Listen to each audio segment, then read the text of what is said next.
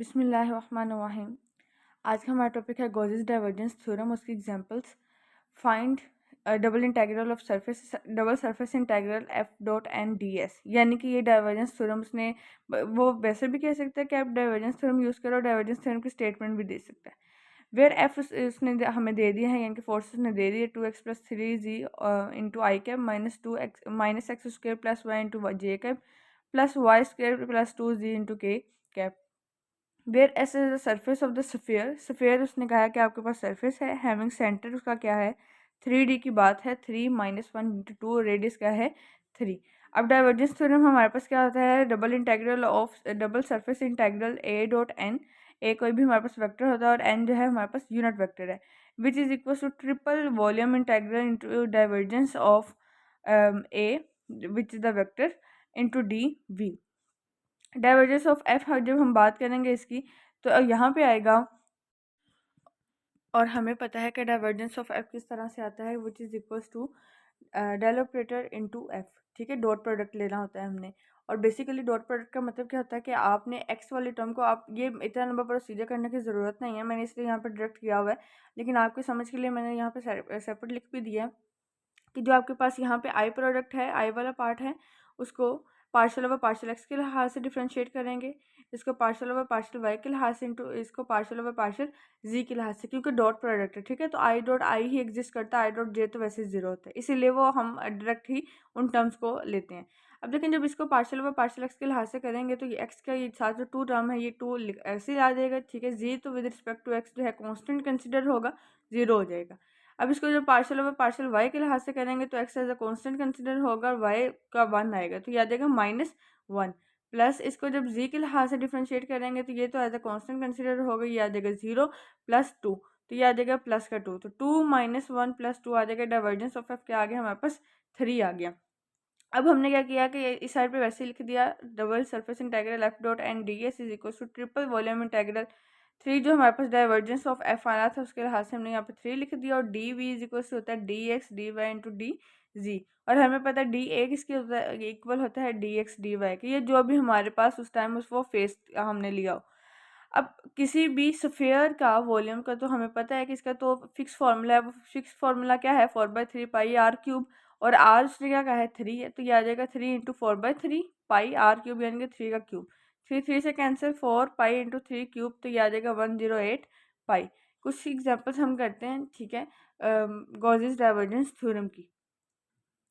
Next example है हमारे पास, using divergence theorem evaluate double integral A dot n where A vector is this and is the surface of the region bounded by x equals to 0, y is equals to 0, y is equals to 3, z is equals to 0 and x plus 2z equal to 6। अब जब x plus 2z equal to 6 में से हम इसकी value अगर निकालें z की दूसरी वैल्यू, तो x इक्वल टू 0 पुट करेंगे तो क्या आ जाएगा हमारे पास, z इज इक्वल टू 3 की वैल्यू आ जाएगी। हमारे पास डाइवर्जेंस थ्योरम उसने क्या है कि यूज़ करना है, तो डाइवर्जेंस थ्योरम किसके इक्वल होता है, double surface integral A dot N D S which is equal to triple volume integral divergence of A into D V. ठीक है, एक्स वाई जी मैंने 3D का जो है प्लेन वो ड्रॉ किया। अब देखें हमारे पास उसने कहा है कि X equals to 0, X equal to 0 किस पे होता है, X equal to 0 Y X axis पे भी होता है, वाई एक्सिस पे भी होता है। ठीक है, वाई इज इक्वल्स टू 0 वो भी इसी तरह से है। हम क्या करते हैं, सबसे पहले ड्रा कर लेते हैं वाई इज इक्वल्स टू 3, यानी कि वाई के ऊपर 3 पॉइंट है, z इज इक्वल टू 0 है तो वो तो x और y के ऊपर होगा, z इज इक्वल टू 3 है तो वो ये 3 पॉइंट ये आ जाएगा। ठीक है, अब x plus 2 z equal to 6 है, यानी x, और जब हमने इन पॉइंट्स को मिलाया, आप देखें कि y इज इक्वल टू 0 है तो y इज इक्वल टू तो 0 तो यहाँ पे भी हो सकता है, यानी कि x एक्सिस पे, सही है, तो x एक्सिस पे y इज इक्वल टू 0 हो गया। तो हमने जब इसको पॉइंट को मिलाया तो ये कुछ इस तरह का रीजन बना है। ठीक है, और यहाँ पे हमने क्या किया कि जब z इज इक्वल टू 0 जो है इसमें पुट करेंगे तो x की वैल्यू 6 आ जाएगी, तो x के ऊपर बेसिकली यहाँ से हमने ये वाली और ये वाली वैल्यूज़ पुट करके x और z की दो वैल्यूज़ निकाल के और ये वैल्यूज़ हर एक के प्लेन के ऊपर ड्रा करके और ये रीजन को कनेक्ट किया, रीजन हमारे पास बन गया ये। अब जब डाइवर्जेंस ऑफ ए निकालेंगे, क्योंकि हमें डाइवर्जेंस थ्योरम में डाइवर्जेंस ऑफ ए चाहिए होता है जो कि हमारे पास वेक्टर होता है। ठीक है, तो यहाँ पे हम जब वेक्टर के निकालेंगे तो इसका विद रिस्पेक्ट टू एक्स, ठीक है, विद रिस्पेक्ट टू वाई इसका डिफरेंशिएट विद रिस्पेक्ट टू जी इसका। जब इसका विद रिस्पेक्ट टू एक्स करेंगे तो यहाँ पे आएगा 2y आयोटा प्लस, और सॉरी आयोटा तो खत्म हो जाएगा क्योंकि आयोटा इंटू आयोटा तो वो तो 1 हो गया, प्लस जब इसका विद रिस्पेक्ट टू वाई करेंगे तो ये आ जाएगा जी स्क्वायर, और इसका विद रिस्पेक्ट टू जी करेंगे तो ये आ जाएगा प्लस एक्स। हमारे पास डाइवर्जेंस ऑफ ए आ गया 2y plus Z square plus x. जब हम अब हमने इनकी लिमिट्स लगानी है। अब आप ये देखें कि मैंने इसको डी जी डी वाई और डी एक्स की फॉर्म में इस तरह से क्यों किया है। सबसे पहले जो आपने सॉल्व करनी है ना, वो लिमिट करनी है वेरिएबल की फॉर्म वाली सॉल्व, ठीक है। आप यहाँ पे इसको क्या कर सकते थे, डी इस डी जी और डी एक्स को इंटरचेंज भी कर सकते थे। कैसे, अगर मैं यहाँ पे एक्स के लिहाज से मैंने यहाँ पे लिया है ना, तो लास्ट में मेरे पास एक्स के लिहाज से रह जाएगा, क्योंकि ये एक्स वेरिएबल इंक्लूड होता जाएगा, तो ये तो लास्ट पे जब हम इंटीग्रेट करेंगे तो डी एक्स के लिहाज से फिर ये ख़त्म होगा। तो लेकिन अगर आप इसको जी के लिहाज से फॉर्म में जी की फॉर्म में कर लिखना चाह रहे हैं इस पावर को, सॉरी इस लिमिट को, तो फिर आप जी के लिहाज से इस तरह से लिखेंगे कि x equals to 6 minus 2z।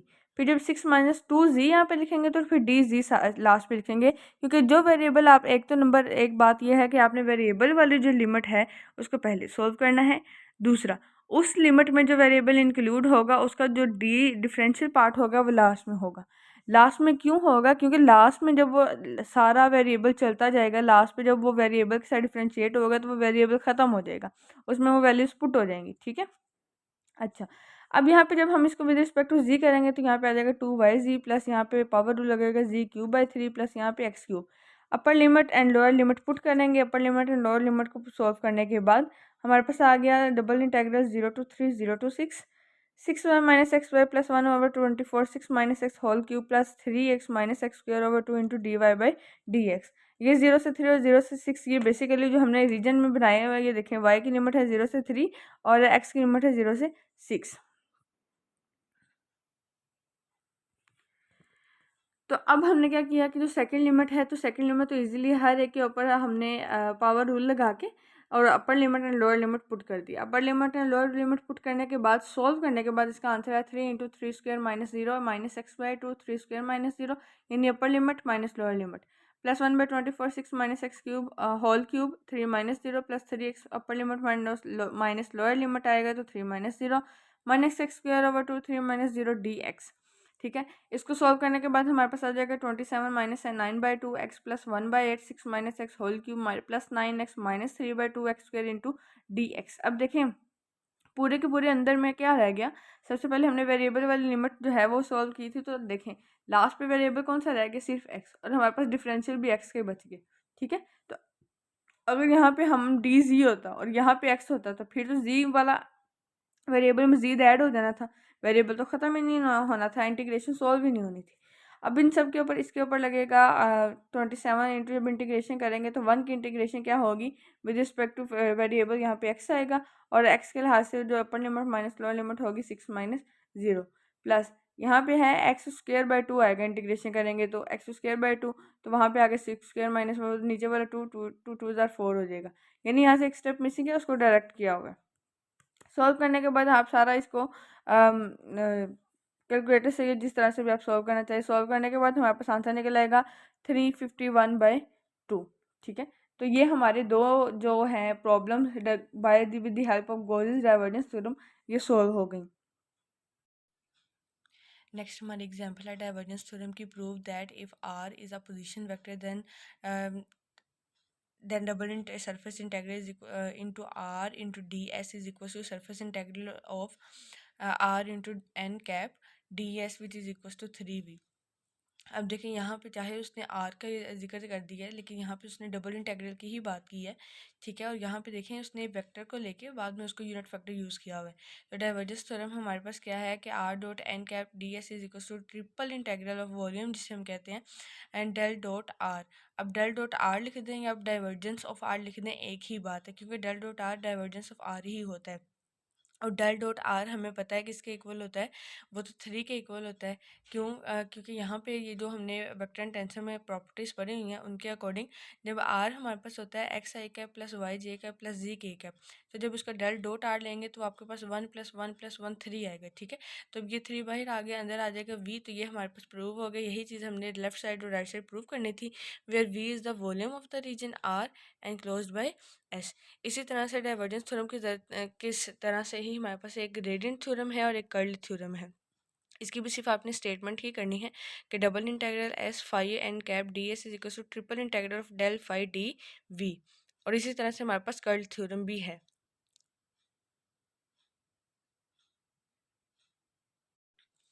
Next problem है हमारे पास कि आपने डाइवर्जेंस थ्योरम को यूज़ करना और एवेल्युएट करना है double integral surface integral of R dot N cap D S where S is the surface of the sphere X square plus Y square plus Z square.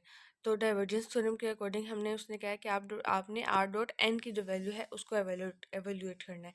तो R dot N की value हमें पता है वो किसके equal होती है, वो तो 3 के इक्वल होती है। अभी हमने पीछे जो प्रॉब्लम की है, प्रॉब्लम नंबर 36 मैंने आपको करवाई है, तो वो उसमें ये चीज़ लिखी हुई है कि जब surface integral R dot D S आता है, ठीक है, या R dot N cap D S आता है, वो इज इक्वल्स टू 3 वी होता है। ठीक है, तो ये हमने उसी प्रॉब्लम से बोरो करते हुए यहाँ पे लिख दिया कि ये 3 वी के इक्वल है। अगर वी किसके इक्वल होता है, स्फेयर का वॉल्यूम 4/3 पाई r क्यूब, तो आर यहाँ पे उसने हमें दिया हुआ है, क्योंकि बेसिकली जो जनरल इक्वेशन होती है वो होती है X square plus Y square plus Z square equal to R square. तो यहाँ पे उस हिसाब से आर क्या हुआ 2, तो ये आ जाएगा 3, 3 से cancel, 4 pi into 2 cube which is equal to 32 pi.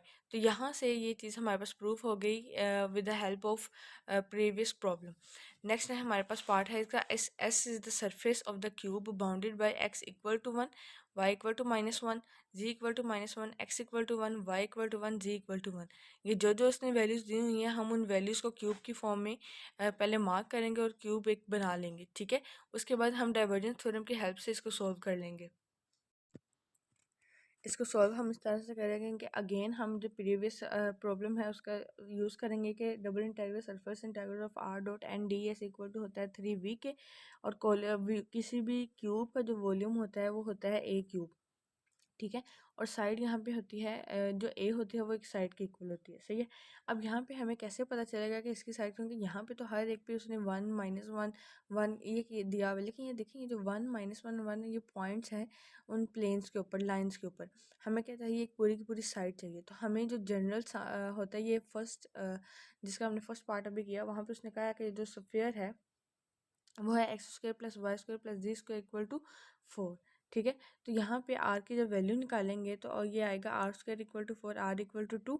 तो आर बेसिकली रेडियस एक पॉइंट से लेके सेंटर से लेके डायमीटर तक जो है लास्ट पॉइंट तक सर्कमफेरेंस तक जो डिस्टेंस है उसे रेडियस कहते हैं ना।